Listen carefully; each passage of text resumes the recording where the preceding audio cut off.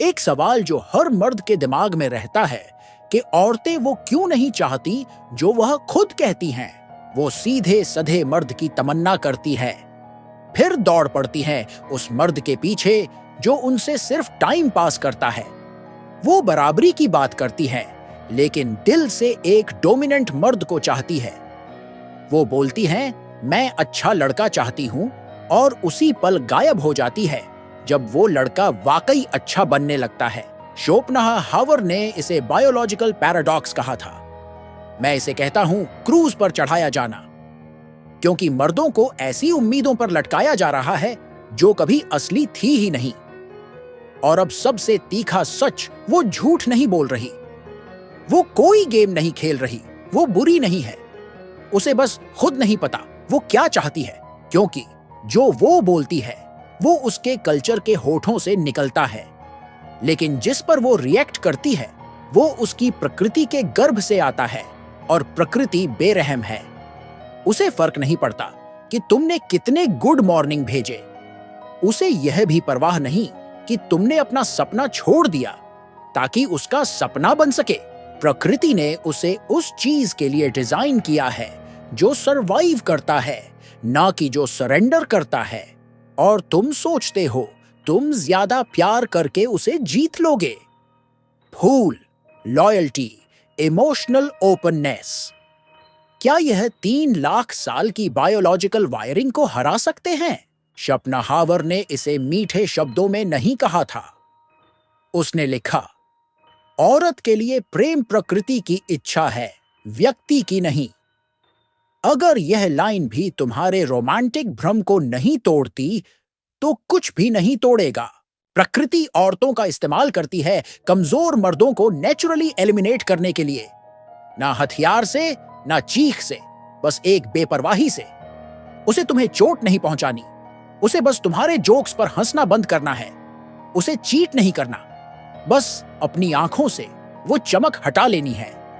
और तुम यह सोचते हुए कि गलती तुम्हारी है और भी ज्यादा कोशिश करने लगते हो, और ज्यादा रोमांटिक बनते हो, और ज्यादा आज्ञाकारी, और ज्यादा वनरेबल, क्योंकि किसी ने तुम्हें यह सच बताया ही नहीं था।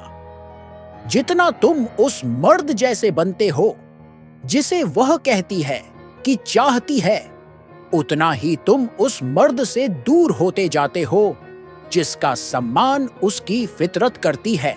वो जो कहती है वो उसके सोशल स्क्रिप्ट्स हैं, लेकिन जो वो चाहती है वो कुदरत है। वो सौदे नहीं करती, वो तुम्हारे इरादों को नहीं देखती, उसे तुम्हारी कविताएं नहीं छूती, वो सिर्फ ताकत की गंध पहचानती है।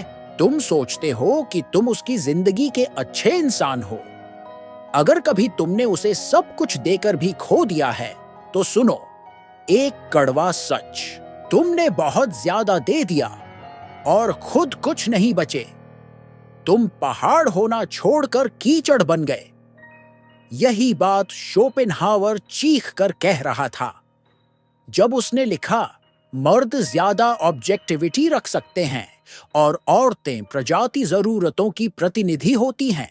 मतलब तुम्हें इसीलिए रिजेक्ट नहीं किया गया क्योंकि तुम कम थे, बल्कि इसलिए क्योंकि तुम्हारी ओवर डिवोशन ने तुम्हें उसकी कुदरत के लिए बेकार बना दिया। न तुम्हारी नौकरी, न तुम्हारे पैसे, बल्कि तुम्हारे अंदर की उस मैस्कुलिनिटी के लिए जिसे तुमने खुद भी पूरी तरह कभी नहीं समझा। लेकिन क्या तुम्हें याद है वो नजरिया कब गायब हो गया? और यही सबसे डरावनी बात है, तुमने कुछ भी गलत नहीं किया था, बल्कि तुम और ज्यादा प्यार करने लगे थे, और हर पल उसकी केयर में मौजूद जिस तुमको उसने पूजा था वो वर्जन नहीं था जो उसे हर हाल में पाने की कोशिश कर रहा था। वो मर्द था जो पहले से पूरा था, जिसे उसकी जरूरत नहीं थी, लेकिन जिसने उसे इनवाइट किया था।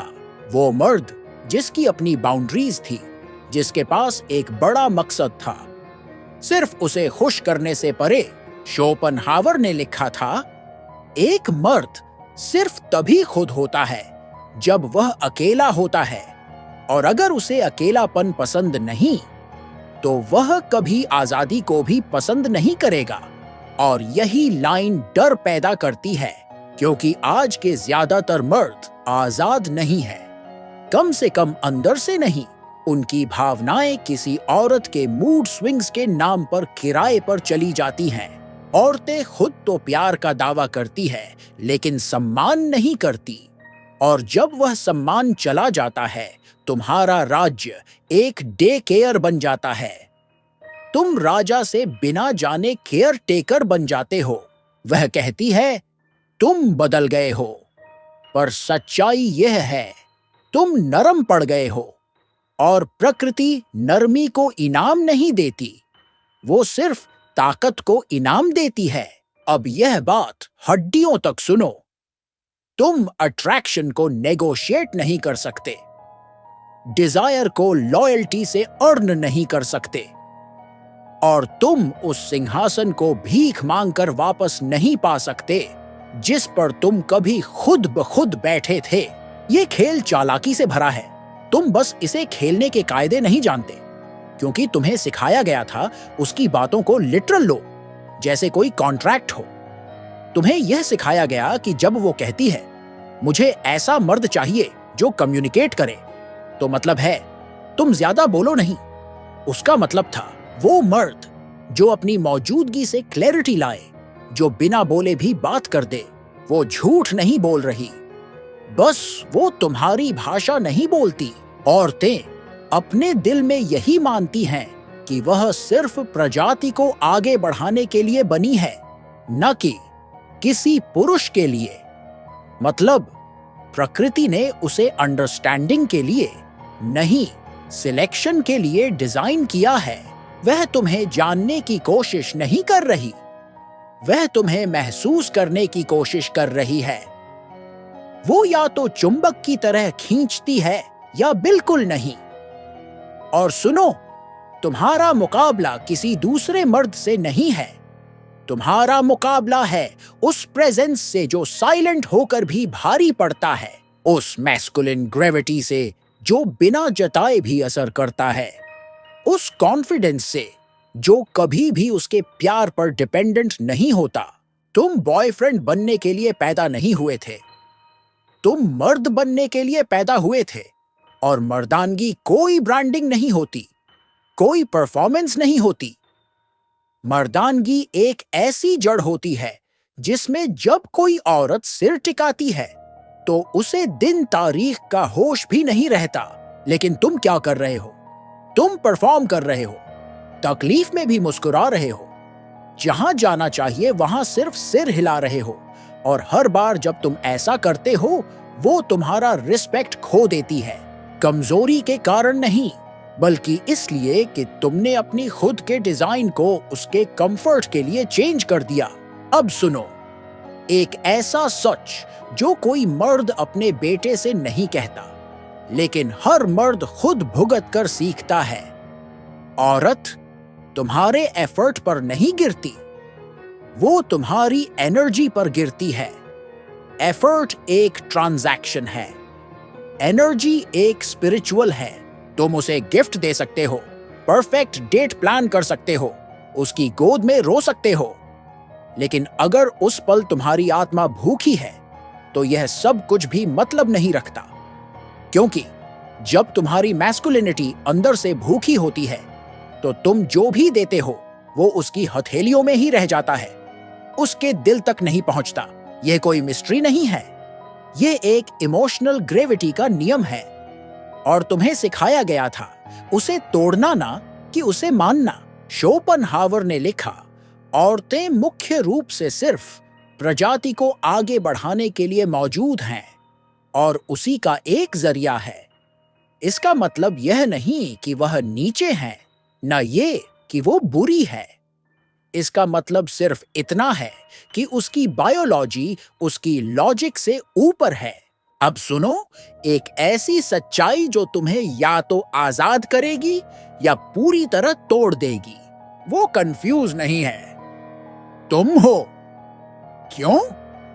क्योंकि तुमने उसके शब्दों को सच मान लिया, लेकिन उसकी एनर्जी को पढ़ने की समझ नहीं रखी। उसने कहा, मैं चाहती हूं कि तुम इमोशनली अवेलेबल बनो, और तुम खुल गए। लेकिन तुम्हें बनना था एक ऐसा मर्द जो टेंशन को होल्ड कर सके बिना उसमें घुले, जो गहराई से महसूस करता हो पर अपने इमोशंस का गुलाम ना बने। उसे तुमसे थेरेपी नहीं चाहिए, उसे चाहिए तुम्हारी वो प्रेजेंस जो बिना कुछ बोले भी उसकी धड़कनों को हिला दे। और जब तुम वो मैस्कुलिन प्रेजेंस खो देते हो, वो चुप हो जाती है, ना चिल्लाती है, ना एक्सप्लेन करती है। वो बस सवाल पूछना बंद कर देती है, कंप्लेन करना छोड़ देती है, इनिशिएटिव लेना बंद कर देती है। और तुम सोचते हो अब सब शांत है, लेकिन असल में वो अट्रैक्शन की अंतिम सांसें चल रही होती है। वो शांति नहीं, वो एक फ्यूनरल है। और यहीं ज्यादातर मर्द बिखर जाते हैं।